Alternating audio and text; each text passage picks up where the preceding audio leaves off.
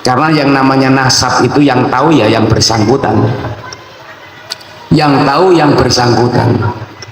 Ya, misalnya anak saya, yang tahu ya anak saya, meskipun tidak tertulis, tidak terdata. Karena tidak menutup kemungkinan kita menikah lagi tanpa sepengetahuan orang lain. Yang tahu kan anak kita, kamu itu anakku.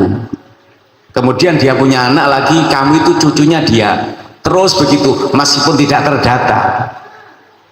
Jangan sampai kita mengingkari seseorang yang benar-benar ada nasab kepada Nabi, apalagi mencemooh. Yang dikhawatirkan nanti di akhirat kita bertemu dengan Nabi, ternyata kita tidak dihiraukan oleh Nabi karena kita pernah mencemooh anak cucu Nabi. Hati-hati. La tungkirin nasabah min ali baitin nabi in kunta tarjus salah maka minal lahabi.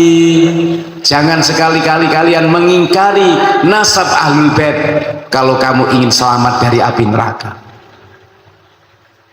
Karena memang berpoligami, mohon maaf kita sedikit ya, berpoligami itu tidak harus minta izin kepada istri pertama, dan tidak harus memberitahu terhadap istri pertama sampai mati.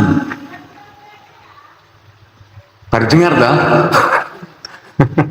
Yang harus diberitahu adalah anaknya, karena jangan sampai terjadi pernikahan sedara.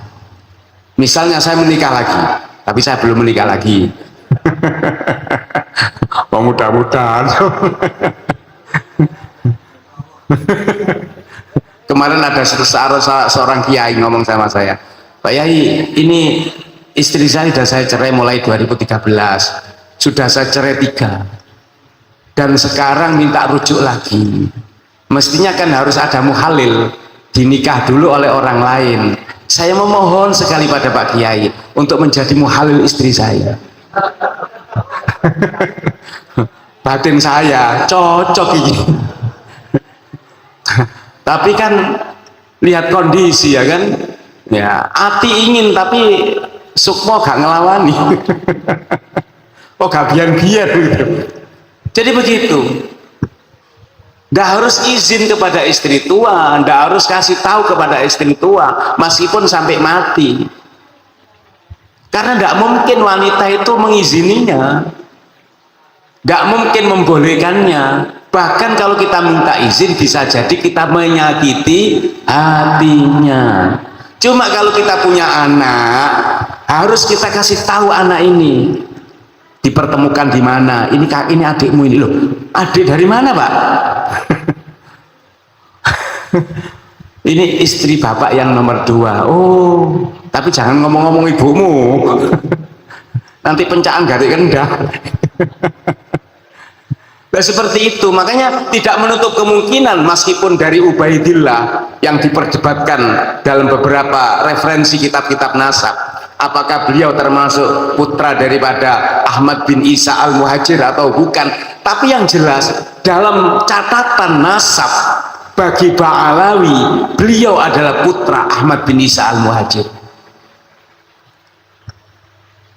Makanya sangat saya sayangkan ketika kiai mana itu ya kan mengoreksi hal yang seperti itu. Tidak perlu.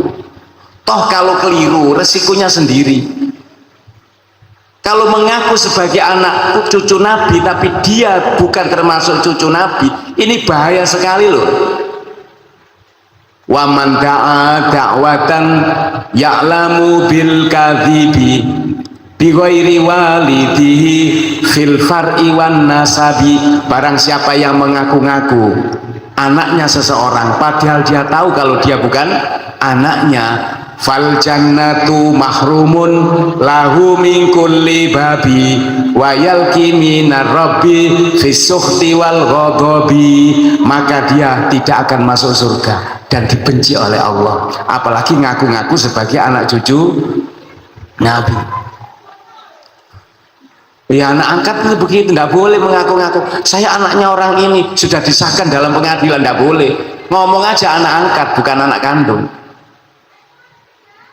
Kita diperintahkan untuk mencintai keluarga Nabi, wa ya'muru ilahi bihubbi alin nabi dilalatan bihilil imani bisawabi. Kita diperintahkan oleh Allah untuk mencintai keluarga Nabi sebagai bukti kebenaran iman kita kepada Allah dan utusannya.